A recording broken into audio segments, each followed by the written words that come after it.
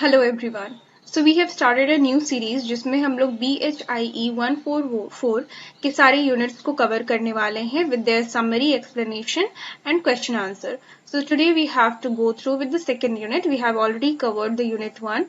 You'll find the link in the description box. If you want, you can go and check it out. So today we are going to study unit 2. Let's see what it is. So this is the unit of theme 2 and the chapter's name is Myth, Dhanastuti, Gatha, Akhayana and the transition to epic and Itihasa Purana tradition. Okay, this is the content of unit 2. If you want, you can pause and see. And we have to start with introduction. India may not have had history books like the West, but it had many old texts that show people were aware of their past.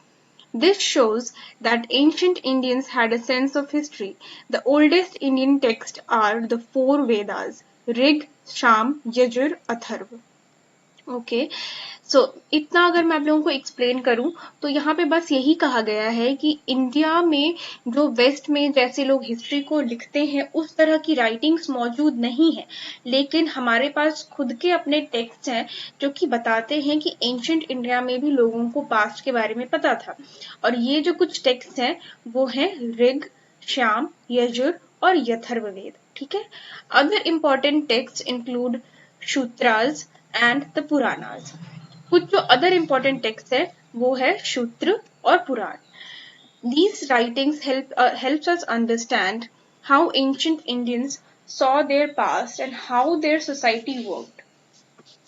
इन सारी चीजों से हम लोगों को ये पता चलता है कि एंशिएंट इंडिया में किस तरह से लोगों ने काम किया, किस तरह से उनका अंडरस्टैंडिंग था, उनकी सोसाइटी किस तरह से चलती थी. Historical consciousness means being aware of both the past and the present. Some societies wrote about past events, while others did not. But even those that didn't write history still had ways of remembering and understanding the past. Ancient India is a good example of this, and by studying its earlier texts, we can learn about how Indians viewed history from the beginning. यहाँ पे बस ये कहने की कोशिश की जा रही है कि जो हिस्टोरिकल माइंडसेट होता है वो बोथ पास्ट और प्रेजेंट दोनों से अवेयर होता है. ठीक है. मतलब कि जो अगर किसी को हिस्ट्री को समझना है तो उसकी जो कॉन्शियसनेस है, उसका जो माइंड है, उसको अभी को और पिछले हुई चीजों को कंपेयर करना होगा, उन चीजों को समझना होगा वगैरह वगैरह. ठीक है. अगर कोई इतिहास को उस तरह से नहीं लिखता है जिस तरह से अंग्रेज चाहते थे या जिस तरह से यूरोपियन समाज ने लिखा अपना इतिहास, अगर कोई इंसान अपना इतिहास उस तरह से नहीं लिखता है तो जरूरी नहीं है कि वो अपना इतिहास भूल गया है.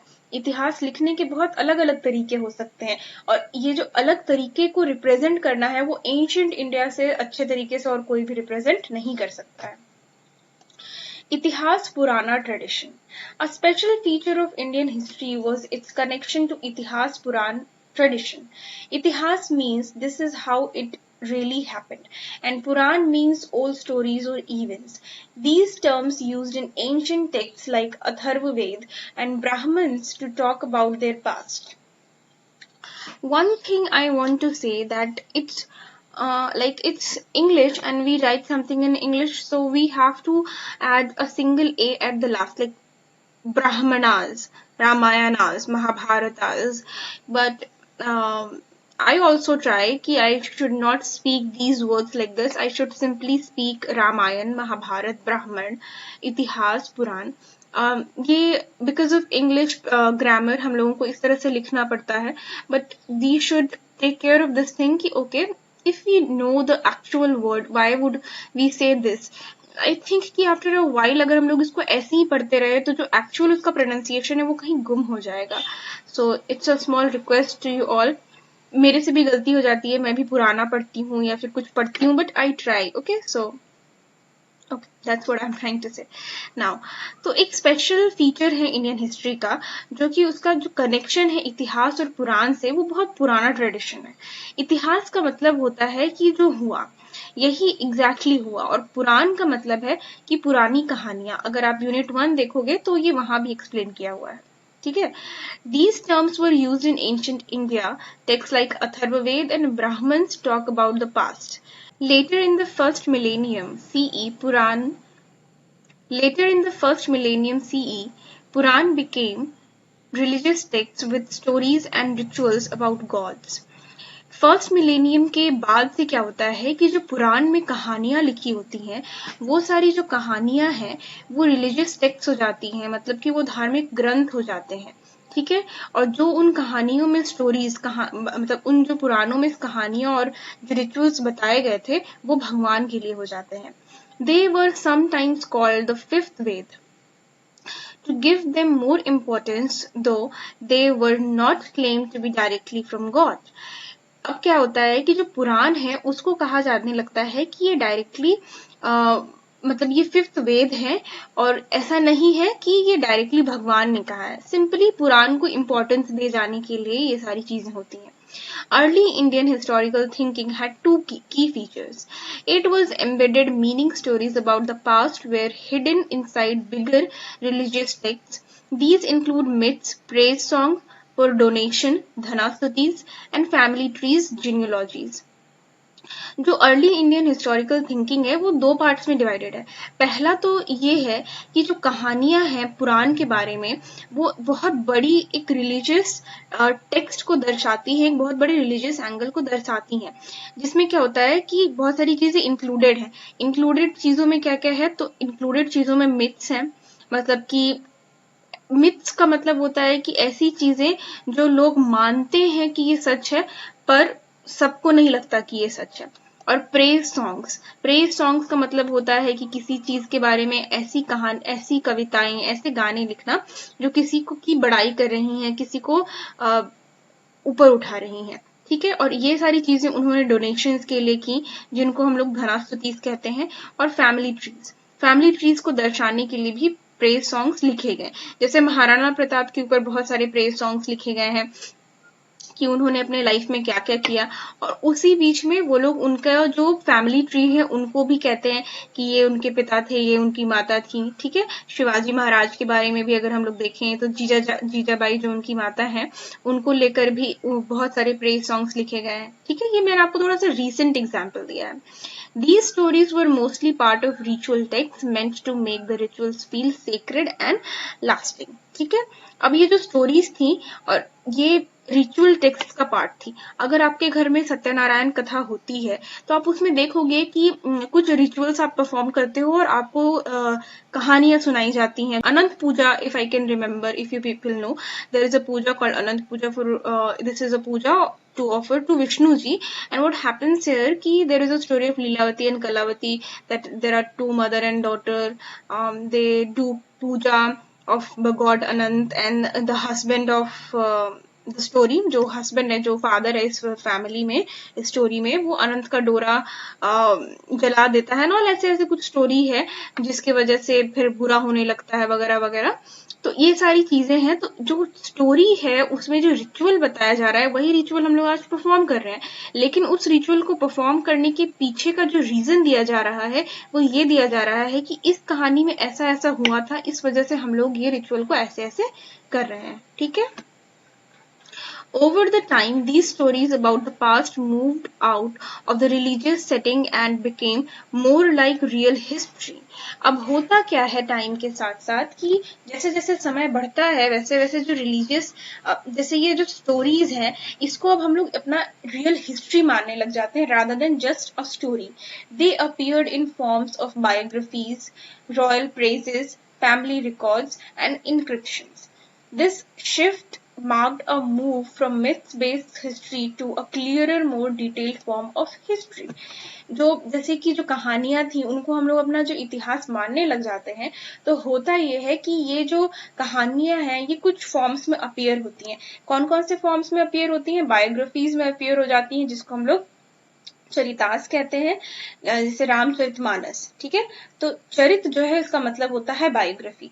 रॉयल प्रेजेस जो है प्रशस्तीज से ही हम लोगों को समझ में आता है, अगर हिंदी की किसी को अच्छी पकड़ है। प्रशस्ति का मतलब होता है उसका व्याख्यान करना, उसकी बड़ाई करना, ठीक है। फैमिली ट्रीज है, ये वामाचलवी जो टेक्स्ट है इसमें फैमिली रिकॉर्ड्स हम लोगों को देखने को मिलते हैं और बहुत कुछ देखने को मिलता है। इतिहास के बारे में बहुत जानकारी हम लोगों को वामाचलवी से मिलती है। और इंस्क्रिप्शंस, ठीक है। इंक्रिप्शंस जो है, क्या होता है इंक्रिप्शन? अगर If you people know and want, you can comment down and tell me. So encryptions हम लोग बहुत पहले से पढ़ते आ रहे हैं, from the very basic, from the very childhood हम लोग encryptions के बारे में पढ़ते आ रहे हैं. It's just कि आप एक hard surface पे उकेर करके कुछ लिखो, ठीक है, तो ये encryption होता है. अब हम लोग देखते हैं नेक्स्ट स्लाइड, जो कि है embedded history, धनास्तुति, hymns, narratives and आख्यान्स. To understand early Indian history, we need to start with the Vedas. वेदों, अब यहाँ पे हम लोग वेदों नहीं पढ़ सकते हैं, Vedas. Okay, I don't want to be in the debate, but try if possible, जहाँ पे रामायण है वहां पे उसको रामायण ही पढ़ा जाए, रामायणा ना पढ़ा जाए. I hope you people got my point. Now, Vedas, where the Itihas, Puran, tradition begin. The Vedas are collections of hymns, rituals and commentaries, not detailed record of social life. Okay. तो हम लोगों को अगर Indian history को समझना है तो हम लोगों को वेदों से स्टार्ट करना पड़ेगा, जहाँ पे इतिहास और पुराण का जो ट्रेडिशन है वो स्टार्ट होता है. वेदों में हम लोगों को क्या देखने को मिलता है? हम लोगों को हाइम्स देखने को मिलते हैं, मतलब कि कुछ मंत्र देखने को मिलते हैं, रिचुअल्स के बारे में पता चलता है, कमेंट्रीज मिलती हैं इसके बारे में, लेकिन हम लोगों को कोई सोशल लाइफ का कोई डिटेल्ड वर्णन नहीं मिलता है. There are 4 Vedas: Rig, Shyam, Yajur, Atharva. With the Rig Veda being the oldest, composed between 1500 BCE and 100 BCE. Later texts like the Brahmans, Akhyans and Upanishads were created between 1000 to 500 BCE. जो ऋग्वेद है वो सबसे पुराना वेद है, ये तो हम सब जानते हैं. तो ये जो है वो कंपोज कब होता है? ये कंपोज होता है 1500 ईसा पूर्व से लेकर के 1000 ईसा पूर्व तक के बीच में इसका कंपोजिशन होता है. बाद के सालों में 500 सालों के बाद आख्यान्स, उपनिषद, ये सारी चीजें जो हैं कंपोज होती हैं, क्रिएट होती हैं. Vedic society started out as a simple clan-based and cattle-herding community in the northwest between the Indus and Saraswati rivers. Over time, they moved east to the Ganga-Yamuna region and became more agricultural and hierarchical.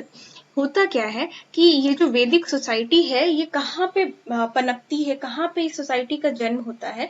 तो इस society का जो जन्म है वो होता है भारत के इस हिस्से में. मैं यहाँ पे आप लोगों को एक प्रेजेंट कर दूंगी मैप, जो नॉर्थ वेस्ट इंडिया को बताएगा. नॉर्थ वेस्ट इंडिया में वैदिक सोसाइटी का जन्म होता है. और ये जो सोसाइटी थी ये क्लैन बेस्ड सोसाइटी थी, मतलब कि लोग ग्रुप्स में रहा करते थे, कैटल हर्डिंग किया करते थे और अपना जीवन यापन कर लेते थे. लेकिन धीरे धीरे, और ये जो सारी चीजें हैं जो नॉर्थ वेस्ट के आसपास जो सोसाइटीज रह रही हैं, उनके पास जो मेन रिवर का सोर्स था वो थे इंडस रिवर और सरस्वती रिवर. ठीक है. और धीरे धीरे क्या होता है कि गंगा यमुना की तरफ लोग आगे बढ़ते हैं और जो सोसाइटी है वो मोर एग्रीकल्चरल हो जाती है. एक जगह रुक करके वो लोग खेती करने लगते हैं और हायरार्किकल हो जाता है सब कुछ. Period, the leader was just a protector of the tribe. Later, he became a Raja and gained special status through rituals like Abhishek, Rajsu, Ashwamedh, etc. The Brahmins supported this by linking the king to the god Prajapati and giving him divine status. In return, kings gave gifts, dan, to priests, which strengthened both groups. यहाँ पे ये explain करने की कोशिश की जा रही है कि पुराने समय में जो प्रोटेक्टर ऑफ द ट्राइब था वो उसी को आगे चल के हम लोग राजा कहते हैं, और वो एक स्पेशल स्टेटस को गेन करता है by doing particular rituals like राज्य अभिषेक हो गया, राजसू, अश्वमेध यज्ञ हो गए. इन सब यज्ञों को करके, इन सब रिचुअल्स को परफॉर्म करके वाया प्रीस्ट वो एक स्टेटस को गेन करते हैं, वो पावर को गेन करते हैं. और इसके बदले में, और ये सारी चीजें जो है वो ब्राह्मण्स के सपोर्ट से करते हैं.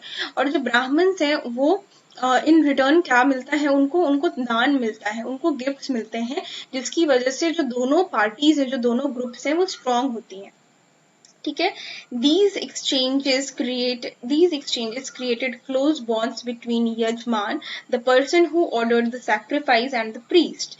आज भी अगर हम लोग कभी पूजा पाठ करते हैं तो पंडित जी के लिए जो पूजा जिनके यहाँ हो रही है या जिन्होंने भी पूजा करने के लिए पंडित जी को बुलाया है वो उनको यजमान कह के बुलाते हैं।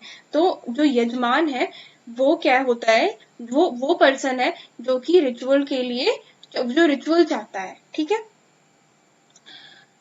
Kings who gave big gifts were praised in hymns called Dhanastutis, Gathas, and Narsamis, which told stories of heroic deeds. Later texts looked back at these kings as role models, giving us insight into how early Indians remembered their past.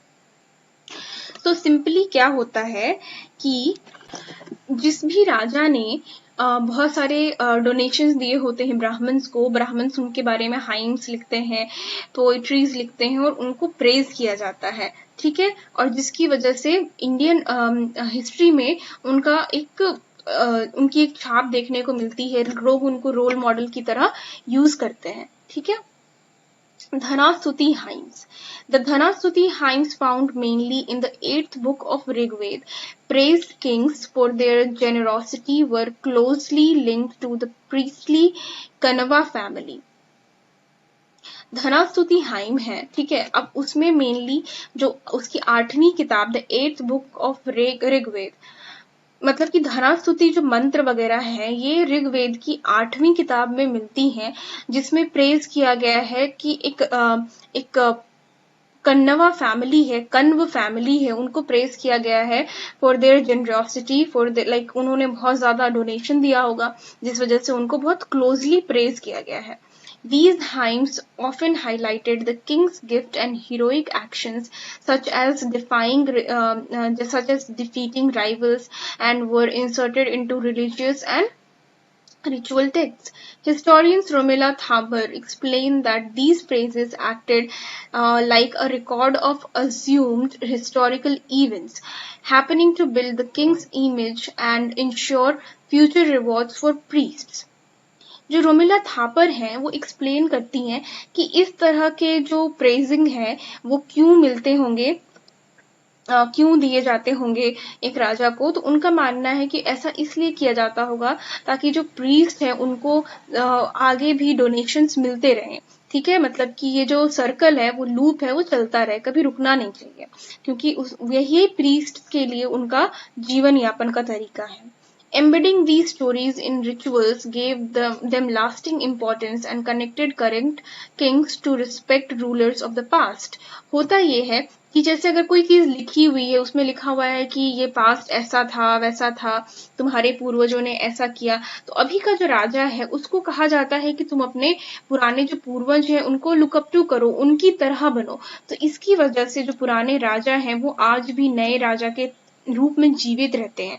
लोग चाहते हैं अगर किसी राजा ने अच्छा काम किया है तो तुम भी उसी की तरह काम करो। Okay.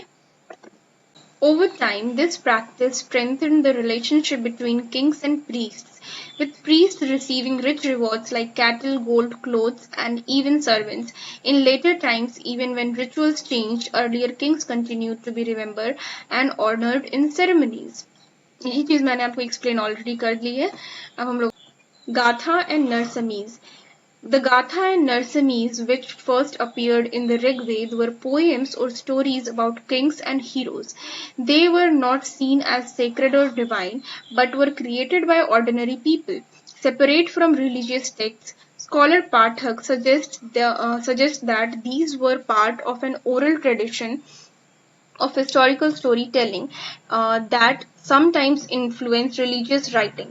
Romila Thapar explains that this kind of embedded history is common in societies based on family lineages, which, while it may not be formal history, it still shows that people had an awareness of their past. तो यहाँ पे बताने की कोशिश की जा रही है जो गाथा है और जो नरसमी है उसमें क्या होता है, ये सारी चीजें जो है ये सबसे पहले तो ऋग्वेद में अपीयर होती हैं और इसमें बहुत सारे पोएम्स होते हैं और बहुत सारे स्टोरीज होते हैं अबाउट देयर हीरोइक किंग। अब इसमें कोई डिवाइन इंटरवेंशन नहीं है कि ये सारी चीजें भगवान ने की हैं, ये सारी चीजें ऑर्डिनरी पीपल ने क्रिएट की हैं, सेपरेट फ्रॉम रिलीजियस टेक्स्ट। और जो रोमिला स्कॉलर पाठक का कहना है कि ये एक ओरल ट्रेडिशन का पार्ट है, कि जिस तरह से हिस्ट्री में स्टोरी टेलिंग की जा रही है उस तरह से उसको लिख दिया जा रहा है कहीं पे। ठीक है, तो रोमिला थापर आगे एक्सप्लेन करती हैं कि ये एक कॉमन प्रैक्टिस है जो कि एक सोसाइटी की फैमिली लिनेज को एक्सप्लेन करता है। While it may not be formal history, it still shows that people had an awareness of their past. ठीक है, ये एक फॉर्मल हिस्ट्री का पार्ट नहीं हो सकती है, पर हम लोग इससे ये जरूर समझ सकते हैं कि हाँ, लोगों को अपने इतिहास के बारे में अवेयरनेस तो जरूर रही है। ठीक है, राइबीज। The Raibhis, Gathas and Narsamis were like the Dhanastuti, hymns that praised kings, but they focused more the king's performance of sacrifices and the rewards given to the priests. Gathas were later addition of the Vedas and were written by Brahmins, especially from the Kanva family. These texts sometimes praised people of lower status like a Shudra, who gained high status, showing how sacrifices could elevate someone's position in society.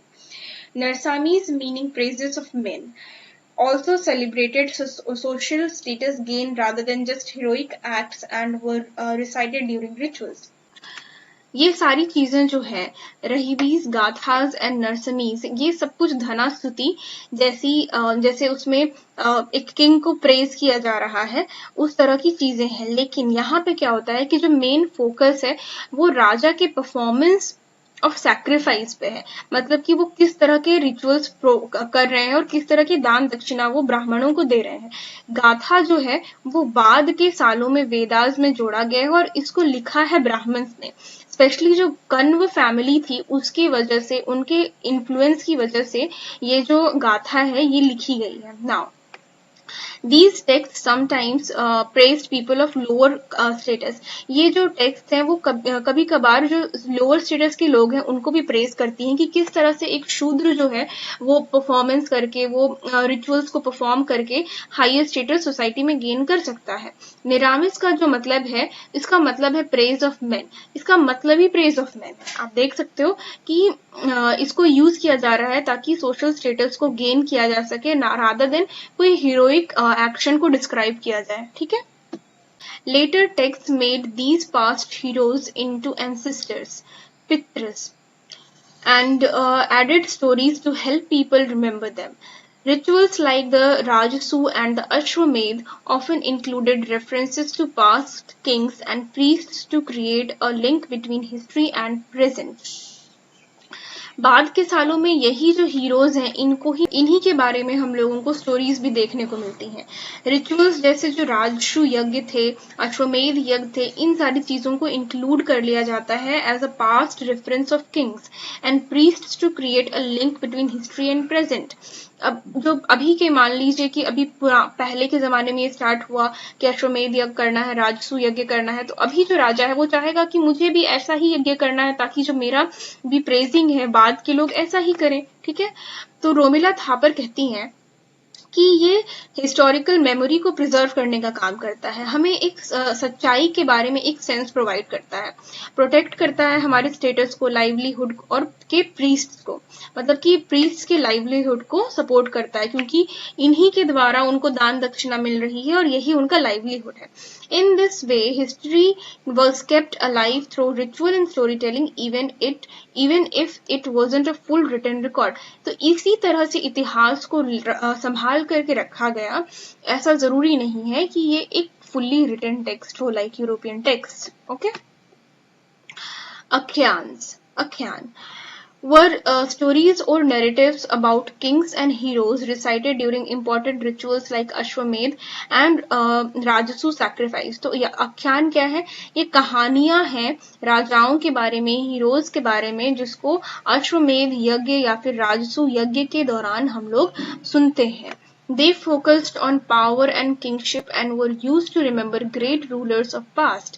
ये जो कहानियां हैं ये focus करती हैं power के शक्ति के ऊपर, राजा के ऊपर, और ताकि ये पुराने भविष्यशाली इतिहास को रिमेम्बर कर सके हम लोग फिर से. One example of Devashuram story about gods and demons during long ritual आख्यान, ऐसी ही एक कहानी है देवशुरम. ठीक है. During long rituals akhyana were told in cycles linking them to itihasa and purana. Special storytellers emerged to create and recite these akhyans, which later became part of larger Itihas Puran tradition. जो इतिहास, जो रिचुअल्स जो आख्यान में परफॉर्म की जा रही हैं वो बाद के समय में स्टोरी टेलिंग का एक जरिया बनती हैं और इनको इतिहास और पुराण के ट्रेडिशन की हम लोग नींव कह सकते हैं. Texts like Mahabharat and Ramayana were made using gathas and akhyans and puranas. जो महाभारत और रामायण जैसे जो महाकाव्य बने हैं वो सारे इन्हीं सब आख्यान, गाथा और पुराण को लेकर के मिलाकर के बने हैं. Used them in their stories of dynasties. Over the time, these traditions grew, and although rituals became more central and heroic deeds, the gift giving and stories about past ruler remained important. Same है. According to Romila Thapar, early Indian society valued the past but didn't write history as we do today. Instead, they remembered only the part of the past that showed the power and success of rulers, often supported by Brahmins who helped create a sense of continuity and legitimacy of kings and their clans. Romila Thapar again जो इस book का motive है, point prove करने का कि जिस तरह से वेस्टर्नाइज ढंग से हम इतिहास को देखा जाता है वही इकलौता ढंग नहीं है इतिहास को लिखने का. ठीक है. तो वो यही यहाँ पे कहना चाह रही हैं कि इतिहास को याद रखने के बहुत सारे तरीके थे. ठीक है. The epics of India, primarily the Mahabharata and Ramayana, were initially oral stories that were later written down and expanded upon. They describe events from the past but were composed much later, which makes dating them difficult. These epics contain elements of embedded history, but they are not considered true history. They reflect what people believed happened. Epics के बारे में हम लोग बात करें तो भारत में दो मेजर एपिक्स हैं, महाभारत और रामायण. तो ये सारी जो चीजें हैं, जो ये एपिक्स है हमारी, ये शुरुआती दौर में ओरल स्टोरीज होती थी, मतलब कि माउथ टू माउथ ये कहानियां बताई जा रही हैं, कहीं पे लिखा हुआ नहीं था. ये बाद के सालों में इनको लिखा गया. इस वजह से इनकी जो डेटिंग्स है वो करना थोड़ा सा डिफिकल्ट हो जाता है. इन सारी चीजों को एक्चुअल इतिहास न मान करके ये माना जाता है कि ये लोगों के भावनाओं को, उनके बिलीव को दर्शाता है. Both Mahabharata and Ramayana focus on kings and their lineages, and Mahabharata deals with a feud between two families, the Kauravas and the Pandavas, over territory, while the Ramayana centers around the Shivaku lineage, especially the story of Ram. यहाँ पे बताया जा रहा है कि महाभारत और रामायण में क्या स्टोरी है. Okay. These stories evolved over time with later additions that emphasize kingship and Vishnu worship. The Mahabharata went through 3 phases: an original oral composition, later additions by redactors, मतलब कि इसके संपादक जिसने इनको लिखा, पहले कहने वाले, फिर लिखने वाले, और उसके बाद फिर बाद में इसको जो इंटरपोलेशन है, सपोर्ट फर्दर. महाभारत जो है वो 3 फेजेस से गुजरती है. पहला इसका ओरल कंपोजिशन जो होता है, दूसरा जब इसको लिखा जाता है, और फिर बाद के सालों में जब इसको मोनार्किकल स्टेटस देने के लिए इसको इम्पोर्टेंस ज्यादा मिलती है. ठीक है. The epics, though originally part of oral tradition, became tool of legitimizing kingship through genealogies and historical events, and were used to reflect Brahmanical ethics. These stories gradually transitioned from the clan-based society to more structured monarchies, and the past was just to justify present-day succession issues and royal authority. होता क्या है कि जो epics हैं वो originally एक oral tradition का part थे, ये हम लोग देख चुके हैं, लेकिन इन सारी चीजों को एक जरिया बना लिया जाता है ताकि जो राजाओं की जो लीनियज है, उनकी जो फैमिली ट्री है, उनको लीगलाइज कर दिया जाए। ठीक है, कि हाँ ये राजा थे और अब यही राजा बनेंगे। ये जो स्टोरीज हैं धीरे धीरे क्लैन बेस्ड सोसाइटी से जो राजा प्रजा की जो सोसाइटी है उसमें बदलने लगते हैं, और इसका प्रेजेंट डे में जो सक्सेशन को लेकर के इशू होता है, रॉयल अथॉरिटी को लेकर के जो इशू होता है, इन सारी चीजों को जस्टिफाई करने के लिए हम लोगों को कहा जाता है कि जाकर के एपिक्स में देखो ये ऐसा ही हुआ करता था। The Mahabharata. The Mahabharata and Ramayana describe societies that existed during the time of the Rig Veda, but they also introduce new clans and customs that emerged later. जो रामायण और महाभारत है वो ऐसी सोसाइटी को डिस्क्राइब करती हैं जो कि ऋग्वेद के समय में रही होंगी। इसके अलावा कुछ नए क्लैंस मतलब कि ग्रुप के बारे में भी, कुछ नए कस्टम्स के बारे में, रिचुअल्स के बारे में भी ये हम लोगों को बतलाती है जो कि बाद के सालों में जिनका उदय हुआ। The Bharata focus on Chandravamsha lineage while Ramayana focuses on the Suryavamasa lineage. The central story of Mahabharata revolves around a battle between Kauravas and Pandavas who were descendants of Puru, the youngest son of Yayati. जो महाभारत है वो चंद्रवंशियों को लेकर के उनके काल को लेकर के, उनके लीनियज को लेकर के फोकस करती है, और जो रामायण है वो सूर्यवंशियों के लीनियज को फॉलो करती है। अब जो महाभारत है उसकी स्टोरी यहाँ पे बताने की कोशिश की जा रही है कि महाभारत का जो पूरा का पूरा कहानी है वो एक बैटल के अराउंड रिवॉल्व करता है जो कि हुई है कौरवों और पांडवों के बीच में। ठीक है, ये सारे जो कौरव हैं, पांडव हैं, ये पुरु के डिसेंडेंट्स हैं, मतलब कि पुरु इनके पूर्वज थे। अब ये पुरु कौन है? तो ये पुरु जो है ये ययाति के सबसे छोटे बेटे हैं। अब ये ययाति कौन है, पुरु कौन है? अगर इन सब के बारे में आपको ज्यादा जानकारी चाहिए, you can comment down below and make a separate video about those things. The epic highlights shift in succession laws and clan-based systems where kingship ties and senior kinsmen were once crucial. अब जो epic है वो highlight करता है कि किस तरह से सक्सेशन के लॉज हैं वो बदलते हैं, वेयर किंगशिप, जहाँ पे जो राजा है वो सबसे पहला बेटा बनेगा, लेकिन उसके उस लॉ में कुछ चेंजेस होते हैं। The Mahabharata reflects the transition from clan-based societies where decisions were made by senior members to more structured monarchy. In the later succession of the epic, the king is portrayed as giving powers above his kin, such as right to levy taxes and use forces.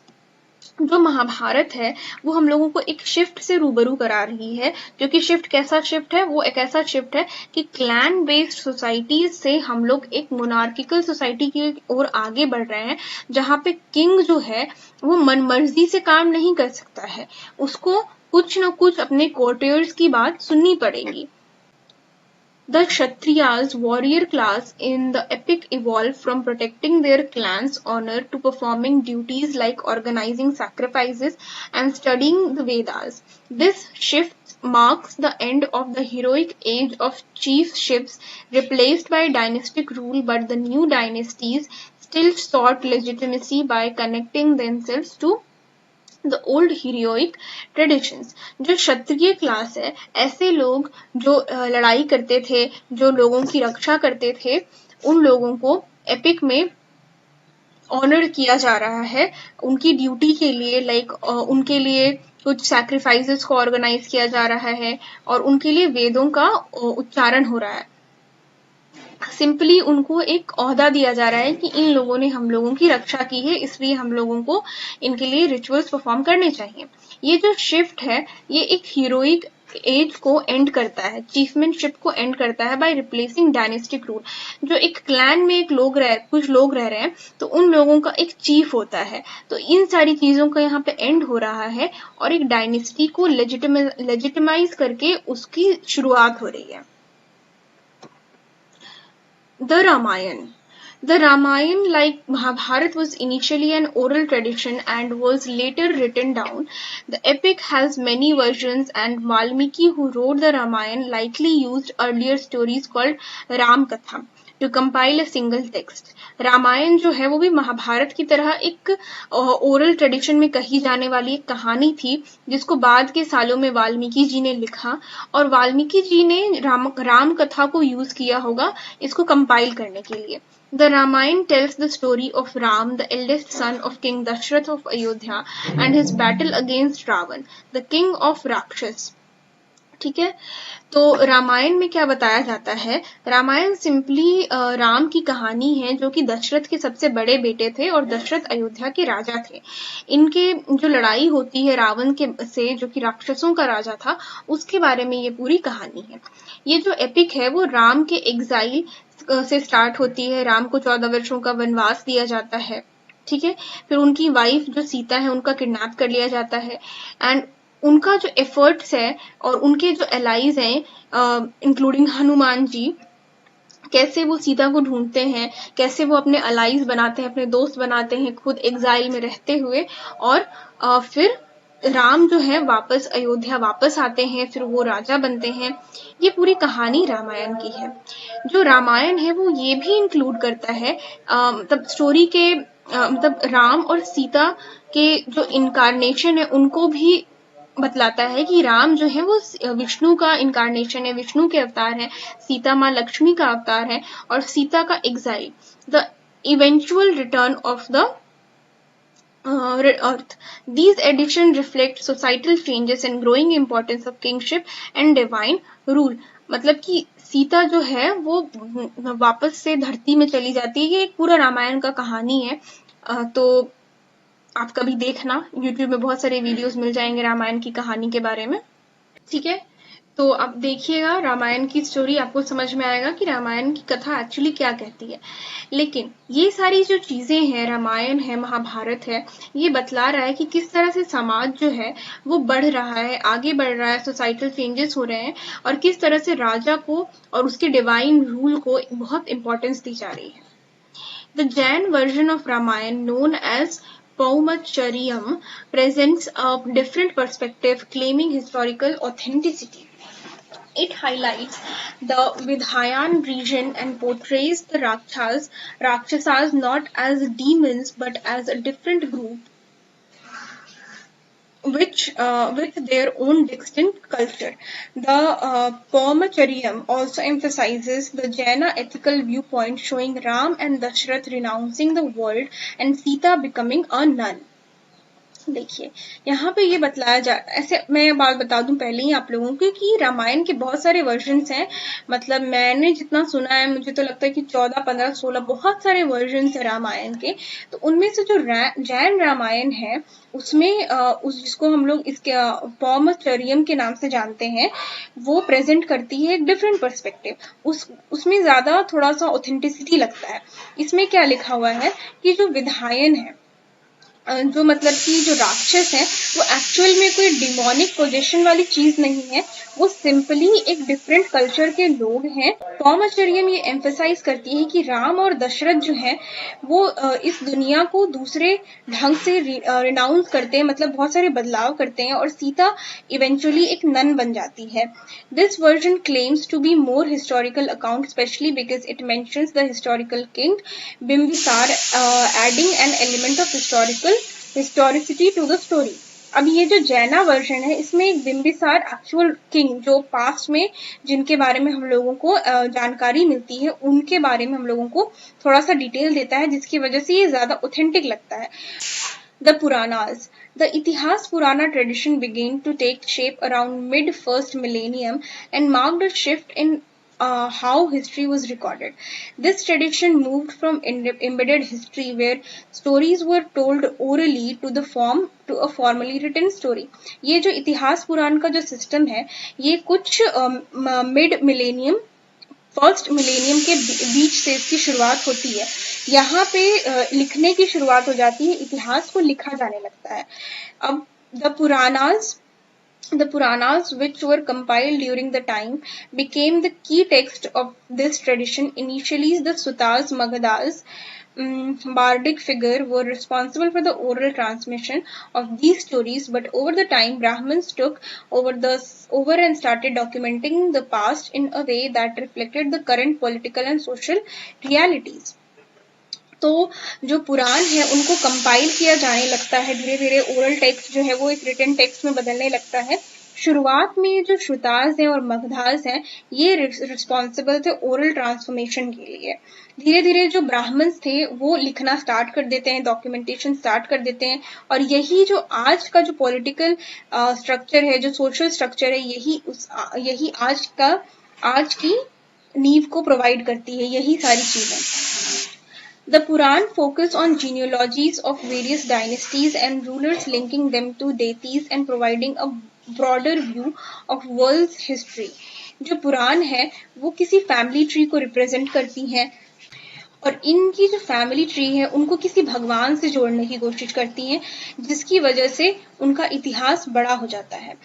अब जो जीनियोलॉजीज है ये बस इतिहास का एक record नहीं है, ये लेजिटिमाइज कर देता है उस फैमिली को जो कि रूलिंग क्लास है। मतलब कि बस ये कह देना कि हाँ ये राम के वंशज हैं, ये बस ठीक है, ये एक रिकॉर्ड नहीं है, ये लोगों की नजरों में उनको एक अथॉरिटी प्रोवाइड कर रहा है कि ठीक है अगर ये भगवान से अपने आप को जोड़ सकते हैं तो okay, this is the correct ruler for us. Okay, The genealogical section of the Puran were especially important for rulers who needed to prove their lineage. ठीक है, ये जो जीनियोलॉजी का जो सेक्शन है वो राजाओं के लिए बहुत ज्यादा इंपॉर्टेंस है क्योंकि यही उनको लेजिटिमाइज कर रहा है। ऑफन उनका जो एंसेस्टरी है वो क्षत्रिय वॉरियर से, लाइक जो चंद्रवंशी हैं, जो सूर्यवंशी है, उनसे लिंक करता हुआ मिलता है।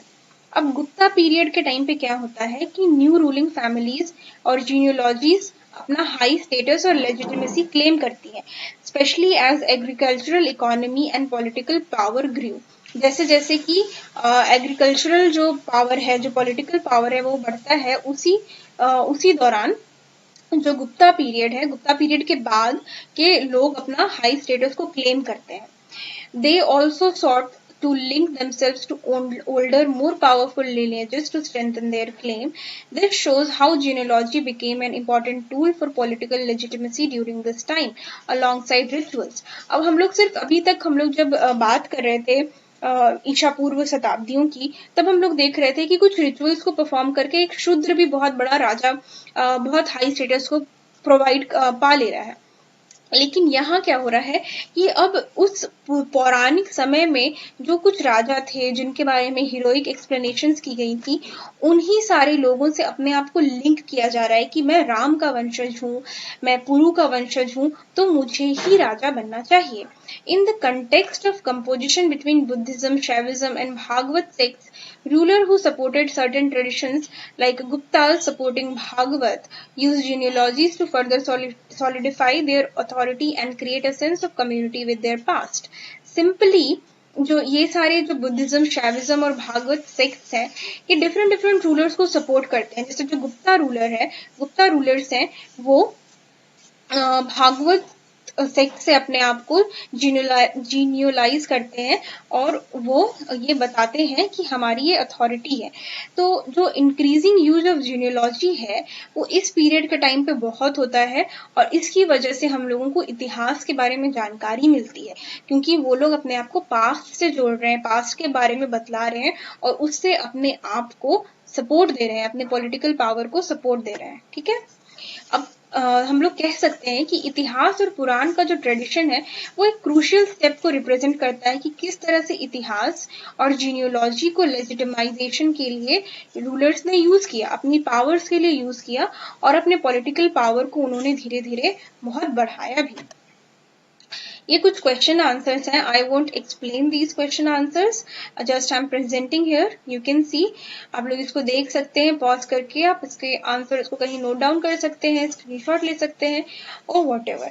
इसके अलावा मैं आपको इस जो पीडीएफ का जो लिंक है वो आपको डिस्क्रिप्शन में भी प्रोवाइड कर दूंगी और पीडीएफ में आपको डिस्क्रिप्शन में आपको इस पूरे के पूरे जो मैं पूरे के पूरे बुक को जो एक्सप्लेन कर रही हूँ, उसके क्वेश्चन आंसर्स दे रही हूँ, तो वो भी एक जगह पे प्रोवाइड कर दूंगी।